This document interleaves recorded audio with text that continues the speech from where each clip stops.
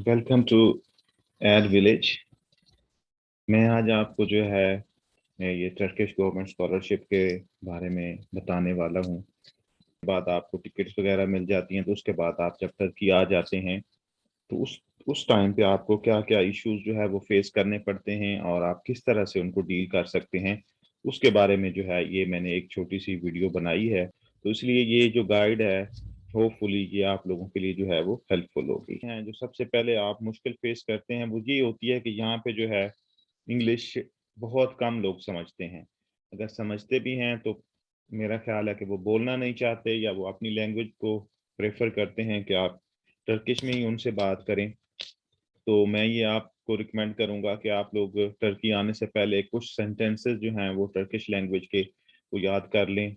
कुछ आपको आने चाहिए ताकि आप जो है किसी भी सिचुएशन में हों तो आप उसको आसानी से जो है वो फेस कर सकें। इसके अलावा आपके सेल फोन के अंदर, आईपैड के अंदर जो है वो जो गूगल ट्रांसलेट है वो इंस्टॉल होना चाहिए, और उसके साथ जो टर्किश लैंग्वेज का पैक होता है, पैकेज होता है, वो भी आपने इंस्टॉल करना है ताकि आप के पास, क्योंकि स्टार्ट में इंटरनेट नहीं होगा मोबाइल में, तो ऑफलाइन भी जो है वो उसको यूज कर सकें। इसके अलावा ये एक डिक्शनरी है तुरंग के नाम से, ये भी आप इंस्टॉल कर लें। तो अगर कोई टर्किश वर्ड लिखा हुआ है तो आप उसको जो है वो ट्रांसलेट कर सकते हैं, या गूगल ट्रांसलेटर जो है उसका जो कैमरा ऑप्शन है उसके साथ भी आप कोई स्टेटमेंट है तो उसको आप जो है वो ट्रांसलेट कर सकते हैं। एटलीस्ट आपको आइडिया हो जाता है कि वो किसके बारे में जो है वो बात कर रहे हैं। इसके अलावा आप अपने मोबाइल में गूगल मैप्स भी इंस्टॉल कर लें, क्योंकि आपको हर जगह पे जो है इसकी ज़रूरत पड़नी है कि आपने कहाँ जाना है, वहाँ से वहाँ तक कौन सी बस जा रही है, कौन सी ट्रेन जा रही है, कौन सी ट्रेन जा रही है, तो वो सारा कुछ आपको जो है वो गाइड करेगा। फिर इसके बाद जो एक मेन क्वेश्चन होता है स्टूडेंट्स का कि हम कितने पैसे अपने साथ लेके आए, तो मैं आपको ये रिकमेंड करता हूँ कि आप अपने साथ 2000 से लेके 3000 तक टर्किश लीरा लेके आए। हो सकता है कोई और बंदा अपने एक्सपीरियंस के लिहाज से आपको कहे कि नहीं ये पैसे बहुत ज़्यादा हैं, लेकिन जो मैंने फेस किया है वो ये है कि 1.5 महीना हो गया अभी तक जो है वो स्कॉलरशिप जो है वो स्टार्ट नहीं हुआ। इसके अलावा जब मैं यहाँ पे आया हूँ तो जो डॉर्मेट्री थी उसने मुझे स्टार्ट से ही मेस नहीं दिया, तकरीबन 10 दिन जो है वो मुझे बाहर से खाना पड़ा। और नॉर्मल रूटीन में जो हॉस्टल है आपको लंच जो है वो प्रोवाइड नहीं करता, तो जो लंच है वो आपको अपनी यूनिवर्सिटी से या बाहर से कहीं से करना पड़ता है, तो उस पे भी आपके काफ़ी पैसे जो है वो लग जाते हैं। और जब आप यहाँ पे आते हैं तो डेफिनेटली आपको ट्रैवल करना होता है, तो आप बस टिकट्स खरीदते हैं, आप इकामत के लिए अप्लाई करते हैं, उसकी फीस है। या स्टार्ट में जब बंदा आता है तो आपको पता है कि नई जगह पे सेटल होने के लिए भी उसको काफ़ी पैसे चाहिए होते हैं। तो अगर आप 2000 कह लें या 3000 कह लें टर्किश लीरा अपने साथ लेके आते हैं तो ये मोर देन सफिशिएंट है। अगर कुछ बच जाते हैं तो डेफिनेटली वो आपके पास ही रहेंगे, और बाद में आप उसको अपने अकाउंट में भी जो है वो डिपॉजिट करवा सकते हैं। इसके बाद जब आप पाकिस्तान से आते हैं, इंडिया से आते हैं, बांग्लादेश से आते हैं, कहीं से भी आप आ रहे हैं, तो आप जब अपने एयरपोर्ट पे आएंगे, इस्तांबुल एयरपोर्ट पे आते हैं, अनकरा एयरपोर्ट पे आते हैं, तो उसके बाद एक तो ये ऑप्शन है कि अगर जो टर्किश गवर्नमेंट ने आपको वो डेट्स दी हैं उसके अंदर आप आते हैं, तो मोस्टली जो है वो जो है आपको फ्री जो है आपको ट्रांसपोर्ट वो प्रोवाइड करते हैं, और वो आपको आपकी डॉर्मेट्री तक जो है वो छोड़ के आते हैं। लेकिन अगर आप लेट आते हैं या किसी भी वजह से आप वो फैसिलिटी जो है वो अवेल नहीं करते, तो फिर आप क्या करते हैं कि आप एयरपोर्ट से बाहर निकल के जो है ना, वहाँ पे एयरपोर्ट बस सर्विस होती है, आप कह लें कि स्पेशल बस होती है जो आपको सिटी के डिफरेंट टर्मिनल्स पे या डिफरेंट जो स्टॉप्स हैं वहां तक लेके जाती है। तो आपने वो लेनी है, आपने वहां से टैक्सी नहीं लेनी, क्योंकि टैक्सी वाले आपसे बहुत ज्यादा जो है ना वो किराया चार्ज करेंगे। इसके अलावा जो है आपने अगर कहीं इधर उधर आना जाना है तो आपने प्रेफर करना है कि आप पब्लिक ट्रांसपोर्ट यूज करें। उसमें भी आप प्राइवेट टैक्सी या और कोई सर्विस इस्तेमाल ना करें, अदरवाइज आपको काफ़ी ज़्यादा पैसे जो हैं वो देने पड़ेंगे।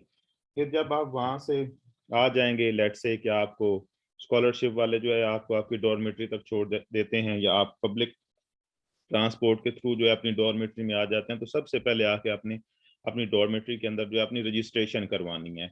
आपके पास आपके पासपोर्ट की कॉपी, आपके फोटोज, आपके मेडिकल सर्टिफिकेट की कॉपी, ये सारे डॉक्यूमेंट्स होने चाहिए। और आप आके जो इनका वो मैनेजर होगा उसके पास आप जाएंगे और अपनी वहाँ पे रजिस्ट्रेशन करवा देंगे। और ये भी बात आप माइंड में रखें कि जो आपको रूम मिलने वाला है उसके अंदर 4 से लेके 6 तक जो लोग होंगे वो एक रूम के अंदर स्टे करेंगे। तो अगर कोई बंदा मतलब अनकंफर्ट फील करता है तो वो थोड़ा-सा अपने आप को प्रिपेयर कर ले कि यहाँ पे ऐसा नहीं है कि आपको कोई सेपरेट रूम नहीं मिलने वाला। फिर इसके अलावा क्या होना चाहिए कि आपके पास आपने क्योंकि ट्रैवल करना है, आप अपने डॉर्मेट्री में आ गए हैं तो अगले दिन आपको यूनिवर्सिटी जाना है, तो आपको ये रूट जो है ये पता होना चाहिए कि आपने डॉर्मेट्री से लेके अपनी यूनिवर्सिटी तक कौन-सी बस के थ्रू, कौन-सी आप कह लें कि मेट्रो के थ्रू या कौन-सी ट्रेन के थ्रू जो है आपने अपनी यूनिवर्सिटी तक पहुँचना है और कितने वहाँ पे आपको स्टॉप ओवर करने हैं या कोई बसेस रास्ते में आपको चेंज करनी है, कितना आपको वॉक करना है। तो ये सारे आपको पता होना चाहिए क्योंकि मेरा ख़्याल है कि कोई आपकी हेल्प करने वाला नहीं होगा, तो आप खुद से ये सारा जो है काम करेंगे तो इसलिए आप इसके लिए प्रिपेयर हों। मतलब किस तरह से आप ट्रैवल करेंगे, आपको वो सारा रूट पता हो कि जैसे स्टार्ट में मैंने आपको बताया कि गूगल मैप्स आप इंस्टॉल कर लेंगे तो उससे भी काफ़ी आपकी जो हेल्प है वो हो जाएगी। इसके बाद जब आप यहाँ पे आ जाते हैं तो आप अगर इस्तांबुल में हैं, तो आपने इस्तांबुल कार्ड खरीद लेना है। अगर आप किसी और सिटी में हैं तो उनके जो कार्ड हैं ट्रांसपोर्ट के वो आपने खरीद लेने हैं। वो क्यों खरीदने हैं? वो इसलिए कि अगर आप नॉर्मली ट्रैवल करते हैं टिकट लेके तो उसमें आपके 6 टू 8 लीरा जो है वो पर ट्रिप के जो एक दफ़ा आप टिकट खरीदेंगे वो 6 टू 8 लीरा जो है वो आपकी कॉस्ट करेगी। भले आप 1 किलोमीटर के बाद उतर जाएँ या 10 किलोमीटर के बाद उतरें, जहाँ भी आपका स्टॉप होगा तो ये 6 टू 8 लीराज़ जो हैं आपके स्पेंड हो जाएँगे। लेकिन अगर आप इस्तांबुल कार्ड ले लेते हैं या दूसरे की सिटी का कार्ड ले लेते हैं तो नॉर्मली ये 13 लीरा तक आपको पे करना पड़ेगा और उसके बाद इस कार्ड के अंदर आप जो है रिचार्ज करेंगे, लोड करवाएँगे तो पर ट्रिप जो है तकरीबन 4 लीरा आपको जो है वो पड़ेगा। तो इससे आपकी जो है ना आप समझ लें कि हर ट्रिप पे तकरीबन 2 लीरा की आपकी जो है वो सेविंग हो रही है। क्योंकि ऐसा भी हो सकता है कि आपकी जो यूनिवर्सिटी है, वो आपकी डॉर्मेट्री से बहुत ज़्यादा दूर हो, आपको 2 से 3 बसें बदलनी पड़ रही हों, तो जो स्टार्ट के दिन हैं, उस उन दिनों में जो इस्तांबुल कार्ड है या जो भी सिटी कार्ड होगा, वो आप लोगों के लिए काफ़ी फ़ायदेमंद होगा और आप इससे काफ़ी ज़्यादा पैसे अपने बचा सकते हैं। बाद में आपको डिस्काउंटेड स्टूडेंट कार्ड मिल जाएगा, वो नेक्स्ट स्लाइड में मैं आपको बताऊँगा कि वो आपने कैसे लेना है। जब वो मिल जाएगा तो फिर आप लोगों की जो है आप लोगों के लिए काफ़ी ज़्यादा जो है वो आसानी हो जाएगी। इसके बाद जब आप आ जाते हैं यहाँ पे मतलब आप डॉर्मेट्री में आ गए हैं, आप सेटल हो गए हैं, तो अगले दिन जो आपने काम करना है वो ये है कि आपने सिम कार्ड खरीदना है। अब टर्की के अंदर जो मुझे पता है वो ये 3 कंपनीज़ जो हैं वो काम करती हैं, तुर्कसेल है, वोडाफ़ोन है और तुर्क टेलीकॉम है। अब इसके अंदर आपने खुद देख लेना है कि कौन-सी जो कंपनी है वो आपको सूट करती है और फिर उसके अकॉर्डिंग आपने अपनी सिम लेनी है। लेट्स से जब मैंने इनको चेक किया था तो मुझे तुर्क टेलीकॉम अच्छी लगी, लेकिन जब मैं यहाँ पे आया सिम खरीदने तो इस कंपनी ने मुझे कहा कि नहीं जी आप खरीद ही नहीं सकते क्योंकि आपके पास जो है ना रेज़िडेंट परमिट नहीं है और हम आपके वीज़ा पे आपको सिम नहीं देंगे। तो फिर मैंने वोडाफ़ोन की सिम खरीद ली। जबकि मेरा एक और फ्रेंड था, तो उसको जो है वो किसी और आप कह लें कि उनके फ्रेंचाइज़ पे गया तो उन्होंने उसको दे दी। तो ये भी डिपेंड करता है। लेकिन ये है कि आप जो है इन 3 में से एक सिम खरीद लेंगे और सिम खरीदने के लिए जो है आपके पास पासपोर्ट होना चाहिए और वो देखेंगे कि आपके पास जो है वो वीज़ा है और उसके बाद आपसे ये तकरीबन आप समझ लें कि 150 से लेके 200 तक जो है वो लीरा चार्ज करेंगे और आपको जो है एक सिम कार्ड दे देंगे। लेकिन ये जो सिम कार्ड होगा ये जितना आपका वीज़ा वीज़ा की वैलिडिटी है ये उतना ही वैलिड होगा। उसके बाद आपको जब इकामत मिल जाएगी तो आपने आके उसकी एक्सटेंशन करवानी है, मतलब अपनी इकामत पे उसको एक्टिवेट करवाना है। फिर वो कुछ चार्जेज़ आपसे ले लेंगे 10-15 लीरा, तो फिर उसके बाद जो है वो आपकी सिम जो है, वो आपकी इकामत पे जो है वो ट्रांसफ़र कर देंगे। अदरवाइज़ अगर आप ये नहीं करवाते तो 3 महीने कह लें या जितना आपका वीज़ा उसके बाद आपकी सिम जो है वो बंद हो जाएगी। फिर आपने सिम ले ली है, अब उसके बाद जो इम्पोर्टेंट है, जिस काम के लिए आप आए हैं, वो ये है कि आपने जाके अपनी यूनिवर्सिटी में जो है अपने आप को एनरोल करवाना है, अपने आप को रजिस्टर करवाना है एज़ ए बैचलर, मास्टर और पीएचडी स्टूडेंट। और उस रजिस्ट्रेशन के प्रोसेस के दौरान आपने ये मस्ट जो भी एंटर कर रहा होगा आपका डेटा, उसको बताना है कि जो आपकी फॉरेन आईडी है, जो आपको यतप ने या टर्किश गवर्नमेंट स्कॉलरशिप कमेटी ने आपको फॉरेन आईडी दी है, वो भी आपने उनके सिस्टम के अंदर जो 9998 या 97 से स्टार्ट होती है, वो भी आपने उनको कहना है कि ये भी जो है वो अपडेट कर दें, क्योंकि आप कहीं भी जाएंगे तो वो आईडी जो है वो चेक करते हैं, अगर यूनिवर्सिटी ने उसको अपडेट ना किया हो तो वहां से वो आपको वापस भेज देते हैं। जब आपकी रजिस्ट्रेशन हो जाती है, लेट से आप डॉक्यूमेंट सबमिट करते हैं, वो आपको कहते हैं कि एक दो दिनों में ये रजिस्ट्रेशन हो जाएगी, तो आप एक दो दिन के बाद वापस यूनिवर्सिटी आए और आके जो है ना उनसे अपना स्टूडेंट सर्टिफिकेट लें, जिसको ये लोग ओरेंजी बेलगेसी कहते हैं, वो आप लेंगे स्टूडेंट अफेयर से। वो सर्टिफिकेट जो है आप ऑनलाइन भी अप्लाई करके मंगवा सकते हैं, या आपको ईमेल के थ्रू वो सेंड कर दें, या आप पर्सनली वहाँ पे स्टूडेंट अफेयर्स के अंदर चले जाएं, वो आपको वो सर्टिफिकेट दे देंगे, स्टैंप होगा, वो आप ले लें। जब आपने अपनी यूनिवर्सिटी की रजिस्ट्रेशन करवाई है, उसी दिन आप अपने लैंग्वेज स्कूल के अंदर भी चले जाएं, वो उसी यूनिवर्सिटी के अंदर ही होगा, या कहीं अगर और है तो आप वहां चले जाएंगे और वहां पे भी जाके आप अपने आप को रजिस्टर करवा लेंगे, और उनसे भी आप उसी तरह जो है आप कहेंगे कि मुझे लैंग्वेज की रजिस्ट्रेशन का भी जो है वो सर्टिफिकेट दे दें। जब दोनों सर्टिफिकेट आपको मिल जाएं, या अभी एक भी लेट से या एक पहले मिल जाता है, तो फौरन आप उसको अपने जो TBBS पोर्टल है उसके ऊपर उसको स्कैन करके जो है अपलोड कर दें। बाद में अगर दूसरा थोड़ा लेट मिलता है तो उसको भी स्कैन करके आप अपलोड कर दें, ताकि जो आपका स्कॉलरशिप है वो जल्दी जो है वो जारी हो सके। जब ये डॉक्यूमेंट्स आपके पास आ गए हैं, तो अब आपने जो है स्टूडेंट डिस्काउंटेड कार्ड के लिए अप्लाई करना है। तो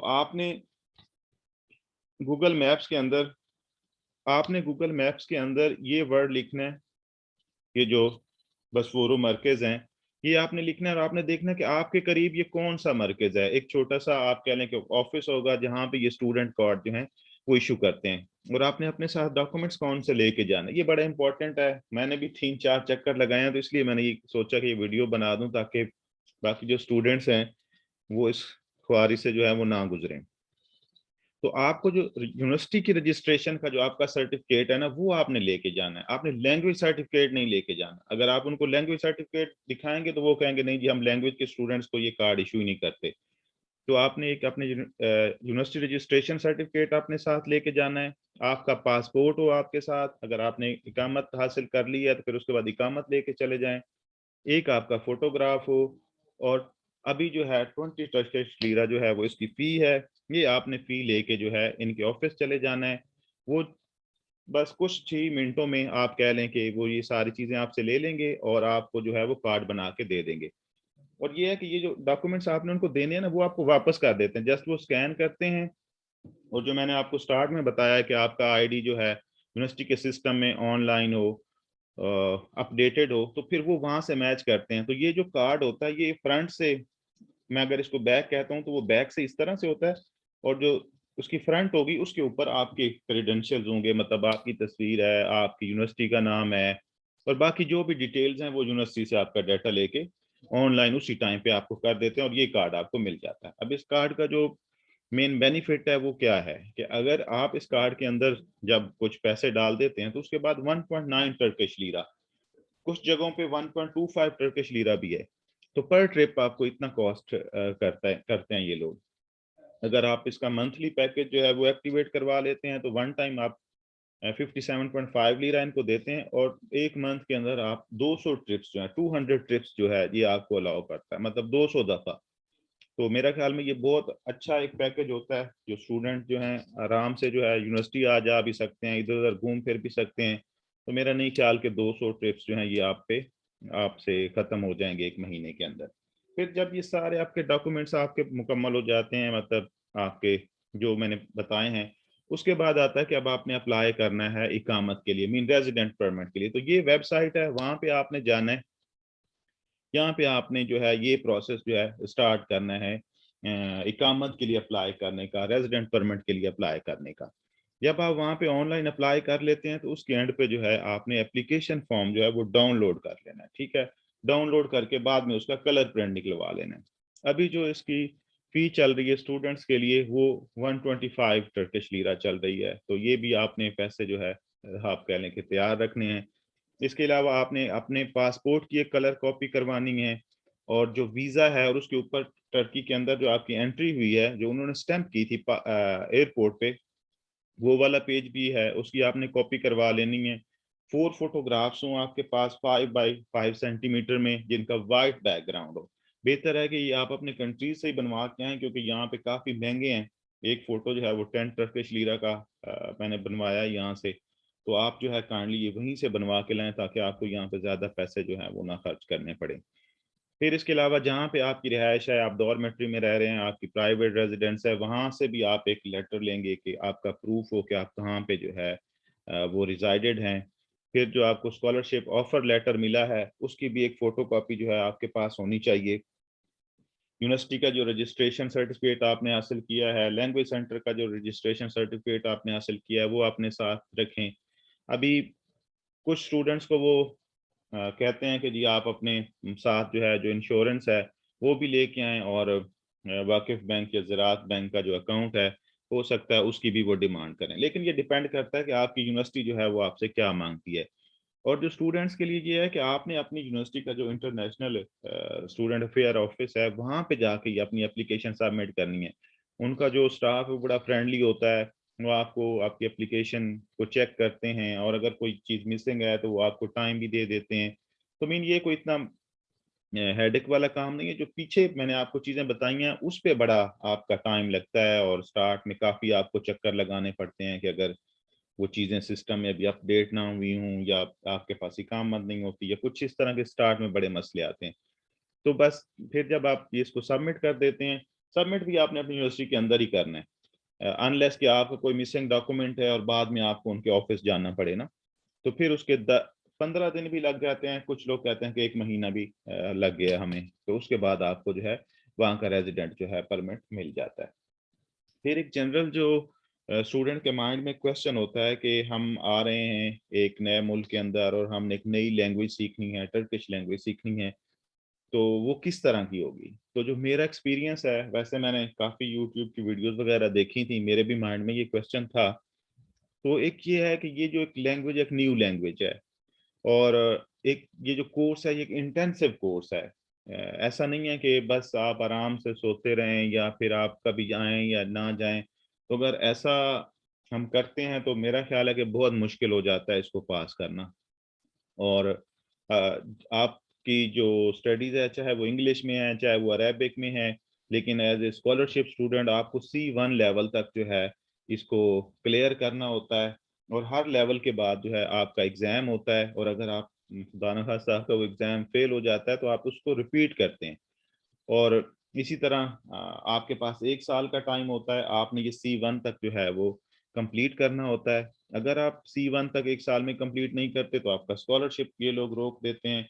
फिर उसके बाद आपको 1 साल और देते हैं, जब जो आपको स्कॉलरशिप नहीं मिल रहा, फिर आप उसके अंदर वो क्लियर करें। अगर तब भी आप नहीं क्लियर कर देते तो फिर ये लोग आपका स्कॉलरशिप जो है वो कैंसल कर देते हैं। तो इसलिए स्कॉलरशिप स्टूडेंट्स के लिए C1 का जो सर्टिफ़िकेट है वो हासिल करना बहुत ज़रूरी है। क्लासेस जो हैं वो एक वीक के अंदर 5 डेज़ होती हैं। सैटरडे, संडे नॉर्मली ऑफ होता है, और बाकी जो क्लासेस का टाइम है वो डिपेंड करता है कि आपका जो लैंग्वेज सेंटर है वो क्या रखता है। 9 टू 3 भी हैं कुछ स्टूडेंट्स की क्लासेस, कुछ स्टूडेंट्स की क्लासेस 8:30 से 12:30 तक भी हैं, कुछ की 9 टू 1 भी हैं। तो इस तरह करके जो है ये क्लासेस का जो शेड्यूल है वो ये लोग चला रहे हैं। लेकिन आपको डेफ़िनेटली यहाँ पे मेहनत करनी पड़ेगी। ये कुछ नंबर मैंने दे दिए हैं यहाँ पे कि अगर कोई आपको ज़रूरत हो, तो आप इनको इस्तेमाल कर सकते हैं। आई होप आपको ये वीडियो पसंद भी आई होगी, और जो मेरा मेन पर्पज़ था कि आप लोगों की हेल्प हो जाए। तो आप लोगों ने अगर इसको फ़ॉलो किया, इस सीक्वेंस को, तो आई होप कि आपकी जो मुश्किलात हैं, वो कुछ कम हो जाएँगी, और आप स्मूथली जो है ना एक जो जो न्यू प्लेस है उसके अंदर सेटल हो जाएँगे। Thank you for watching.